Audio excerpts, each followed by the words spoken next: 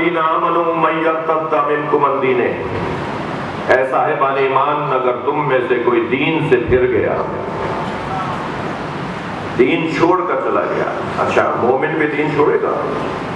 مومن ہو کر بھی کوئی دین چھوڑ سکتا ہے؟ قرآن کہہ رہا ہے یہ، اے مومنوں اگر تم نے دین کو اپنانے کے بعد دین کو چھوڑ دیا تو خبردار تمہارے جانے سے میرے دین کو کوئی نقصان نہیں ہوگا۔ میری اور آپ کی وجہ سے یہ منبر کا نہیں ہے، یہ مدرسہ، یہ مسجد، یہ جلوس، یہ ماتم، یہ عزاداری، یہ نوحانی، یہ سوسخانی، یہ زاگری، یہ میری اور آپ کی وجہ سے نہیں، ہم اس کی وجہ سے۔ ہمارا تو کام یہ ہے کہ مولا کی خدمت میں حاضر ہو جائیں، ہم میں سے کس کی وہ کیا ڈیوٹی لگاتے ہیں اور ہم اسی ڈیوٹی کے اوپر نوکری کرتے چلے جائیں۔ ہمارے جانے سے کوئی، ہم سے اچھے لوگ تھے، ہمارے بعد بہت اچھے آنے والے ہیں، مگر یہ ذکر باقی ہے۔ یاد رہے میرے بچوں جوانوں، اس ذکر کے پیچھے جو طاقت ہے نا وہ دعائے فاطمہ زہرا ہے۔ یہ ذکر سلوات پڑھنے سے یہ ذاکر رات پر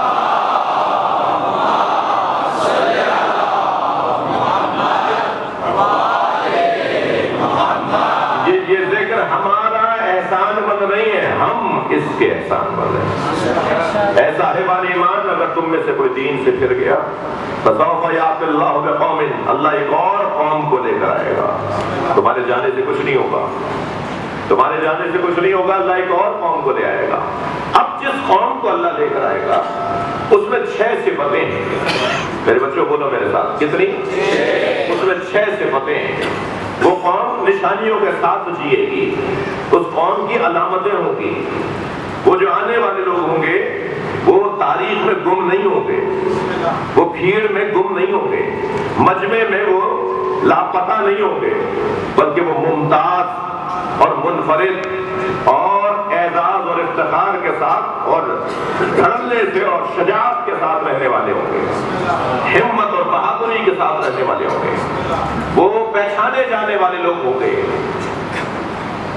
نشانیوں کے ساتھ جینا ہنر ہے، علامتوں کے ساتھ رہنا ہنر ہے، اپنے آپ کو گم کر کے اپنے آپ کو مخلوط کر کے زندگی گزارنا یہ بہادروں کا کام نہیں ہے، یہ بزدلوں کا کام ہے۔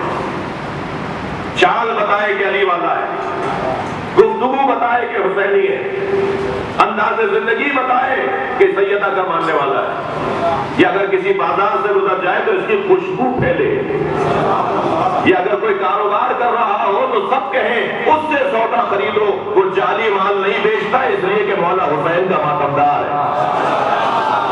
وہ نشانیوں کے ساتھ جینے والا، وہ علامتوں کے ساتھ رہنے والا۔ جی میں عرض کروں کہ یہ بعض اوقات اس طرح کے مسائل ہوتے ہیں ہماری قوم کے اندر کہ صاحب یہ کام نہیں، وہ کام نہیں، علامتوں کے ساتھ رہنا ہے۔ وہ کوئی اور لوگ ہوں گے کہ جو گم ہو جاتے ہوں گے تاریخ میں، ہم لوگ تاریخ کو بنانے والے لوگ ہیں، ہم تاریخ کو مرتب کرنے والے لوگ ہیں۔ کسی نے دیکھا نہیں تھا کہ بت حضرت ابراہیم نے توڑے، مگر سارا شہر کہہ رہا تھا یہ کام ابراہیم کا ہے۔ کسی نے نہیں دیکھا تھا کہ کس نے توڑے ہیں، سب نے کہا یہ کام ابراہیم کا ہے، اور حضرت ابراہیم کا کام بھی ابراہیم کا تھا۔ آپ نے چھوٹے چھوٹے بتوں کو توڑا اور ایک بڑے بت کے گلے میں کلاڑی لٹکا دی، ایک بت کی آنکھ پھوڑی، ایک بت کا پیٹ پھاڑا، ایک بت کا گھٹنا پھوڑا اور ایک بڑے بت کے گلے میں کلاڑی لٹکا دی، اور اطمینان سے کام کر کے اپنے گھر آ کے بیٹھ گئے۔ یہ لوگ جب بت خانے میں آئے تو انہوں نے کیا دیکھا کہ بت سارے ٹوٹے ہوئے اور ایک بت ہے کہ جو سالم ہے مگر اس کے گلے میں بھی کلاڑی ہے، تو آپس میں کہنے لگے فتن یقال لہ ابراہیم، یہ اس جوان کا کام ہے جسے ابراہیم کہا جاتا ہے۔ انہوں نے دیکھا نہیں تھا مگر انہیں پتا تھا کہ کام کس کا ہے۔ حضرت ابراہیم نے اس انداز سے کام کیا کہ کام بتائے کہ کس کا ہے۔ مولا علی جس شخص کو مارتے تھے نا، علی کے مارنے کا انداز بھی کچھ اور تھا، مولا علی کے مارنے کا طریقہ بھی کچھ اور تھا۔ مولا علی کی تو اگر 1000 ضربتیں مولا نے پوری زندگی میں چلائی ہوگی نا تو کوئی ضربت کسی ضربت جیسی نہیں تھی۔ علی کی ہر ضربت، بلکہ مولا علی کی ضربات کے لیے تو ایک لفظ آیا ہے کانت ضربات علی ابکارا، علی کی ہر ضربت بکر ہوتی تھی، نئی ہوتی تھی، تازہ ہوتی تھی، اس جیسی پہلے کبھی علی نے تلوار چلائی نہیں ہوتی تھی۔ لیکن جسے بھی علی مارتے تھے نا تو اس کا جنازہ پکار کے کہتا تھا مجھے علی نے مارا.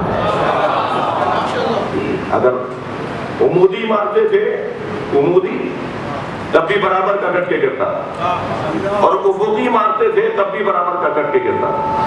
علی مولا کا مارا ہوا جتنے ٹکڑوں میں بدلتا تھا نا وہ تولہ ماشا گراموں کا فرق بھی نہیں ہوتا تھا. جس علی کی ضربت میں ایسی عدالت ہو اس کی حکومت میں کیسی عدالت ہو.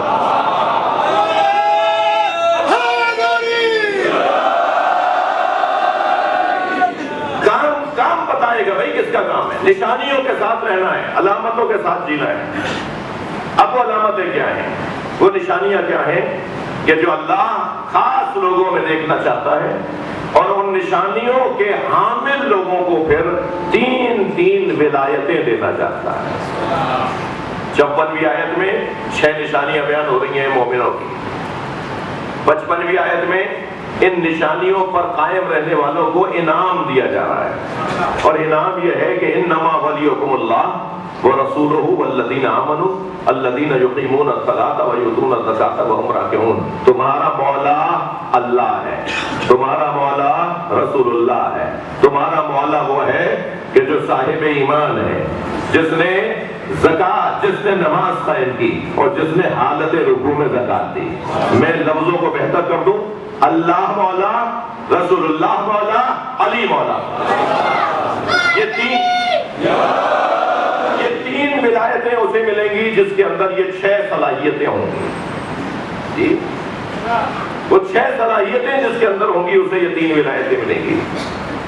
آپ ہر ایک کے ہاتھ میں ہر چیز دے دیتے ہیں کیا؟ تھوڑا سا بولیے. یہ میرے عزیز ویڈیو بنا رہے ہیں, یہ کسی اور ہر ایک کے ہاتھ میں کیمرہ دے دیں گے؟ یہ مائک آپ ہر ایک کے ہاتھ میں دیتے ہیں؟ یہ ممبر ہر ایک کو دیتے ہیں آپ؟ نہیں ہوتا نا ایسا. ہر روڈ کے اوپر ہر سواری چلتی ہے, ہر رن وے پہ ہر جہاز اترتا ہے, ہر رن وے پر بھی ہر جہاز نہیں اترتا. وہ جو ایئرپورٹ ہے, وہ جو چھوٹے ایئرپورٹ بنے ہوئے وہاں بڑا جہاز نہیں اتارا جا سکتا. وہ پہلے زمین کو اس قابل بنایا جائے گا کہ وہاں وزنی کوئی چیز اترے. ہر چیز ہر جگہ نہیں اترتی. ہاں عزیزو, اہل بیت کا گھر وہ گھر ہے جہاں فرشتے اترتے ہیں. اہل بیت کے ہاں وحی الہی اترتی ہے.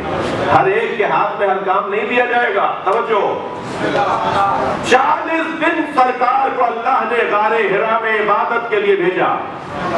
اے میرے مصطفیٰ عبادت کرو, 40 دن تک چلا کاٹو, اور پھر تمہارا وجود نور فاطمہ کو لینے کے لیے تیار ہوگا. 40 دن کے بعد نور سیدہ سرکار دو جہاں کے وجود میں اللہ نے اتارا ہے. 40ویں دن جب جبریل جنت کا وہ پھل لے کر آئے جو شجرہ طوبہ کا پھل تھا, جس کے لیے حدیث کہتی ہے الذی غرس اللہ بیدہ. شجرہ طوبہ وہ درخت ہے کہ جسے اللہ نے اپنے ہاتھوں سے لگایا تھا. اس درخت میں ایک ہی پھل نکلا, اس پھل میں اللہ نے نور فاطمہ کو رکھ دیا, اور پھر نبی کے پاس جبریل نے لا کر وہ پھل پہنچایا. سرکار نے اسے 2 نیم کر کے تناول فرمایا. سیدہ خدیجہ کے قریب گئے, نور سیدہ منتقل ہو گیا. اس میں شاعر 2 مصروں میں کہتا ہے وہ 40 دن کی محنت اور نور سیدہ کا اپنے وجود میں لینا. شاعر کہتا ہے اے جبین مصطفیٰ اتنا بتا, اے جبین مصطفیٰ 40 دن کے سجدے, اے جبین مصطفیٰ یہ تو بتا کتنے سجدوں کا صلہ ہے فاطمہ. یہ ایسے ہی نہیں ملتا ہر کام, ہر چیز ہر ایک کو نہیں, ایسے نہیں, پہلے تیاری کروائی جاتی ہے. تو جان لیجئے اب ہمیں 3 ولایتیں اللہ دینا چاہتا ہے. اللہ کی ولایت, رسول اللہ کی ولایت, مولا علی کی ولایت. ہمارے 3 مولا ہیں, اللہ, رسول اللہ, مولا علی. یہ 3 ولایتیں انہیں ملیں گی جن میں نشانیاں ہوں گی, جن میں علامتیں ہوں گی. عزیزو, لا الہ الا اللہ کہنا کتنا مشکل کام تھا. کوئی حضرت سمیہ سے پوچھے, کوئی حضرت یاسر سے پوچھے, کوئی حضرت بلال حبشی سے پوچھے, کوئی حضرت ابو ذر غفاری سے پوچھے. لا الہ الا اللہ بولنے پر کتنی تکلیفوں کا سامنا کرنا پڑا. لا الہ تو گم بات تھی, سرکار فرمانے قولوا لا الہ الا اللہ تفلحوا, کہہ دو لا الہ الا اللہ فلاح پا جاؤ گے. یعنی لا الہ الا اللہ کہنے سے جنت مل جائے گی۔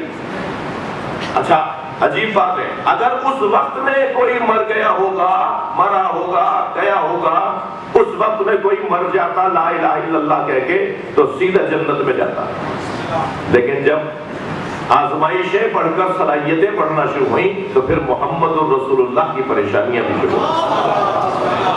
اب محمد الرسول اللہ کے بعد لا الہ الا اللہ کہنے پہ مر جائے تو جنت نہیں ملے گی۔ ہاں اب تو لا الہ الا اللہ کے بعد محمد الرسول اللہ کو بھی برداشت کرنا پڑے گا، تب جنت میں جائے گا۔ اور محمد الرسول اللہ کہنے پر جنت میں جانے والوں سے بات کر رہا ہوں، اگر غدیر سے پہلے مر گئے ہوتے، اگر غدیر سے پہلے دنیا سے چلے گئے ہوتے تو لا الہ الا اللہ محمد رسول اللہ کہنے میں جنت پہ چلے جاتے، مگر غدیر کے بعد تو علی ولی اللہ بھی کہنا پڑے گا۔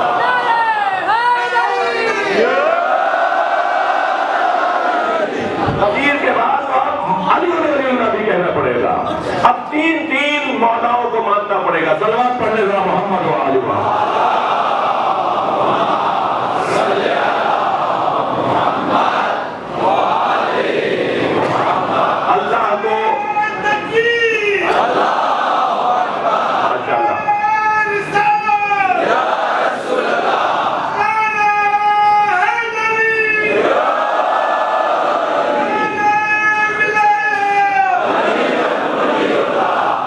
ماشاءاللہ یہ جو گانے ہمارے لگائے جاتے ہیں نا، یہ انہی تین مولاؤں کا اقرار ہے جی۔ 3 ولایتیں ملیں گی 6 شرائط پر پورا اترنے والوں کو۔ پھر پہلے تو وہ 6 شرائط حاصل کرو، پھر تمہیں ہم 3 ولایتیں دے دیں گے، اور پھر جب 3 ولایتوں کو تم نے برداشت کر لیا، ہضم کر لیا، قبول کر لیا، سب سے زیادہ مشکل ولایت کون سی ہے؟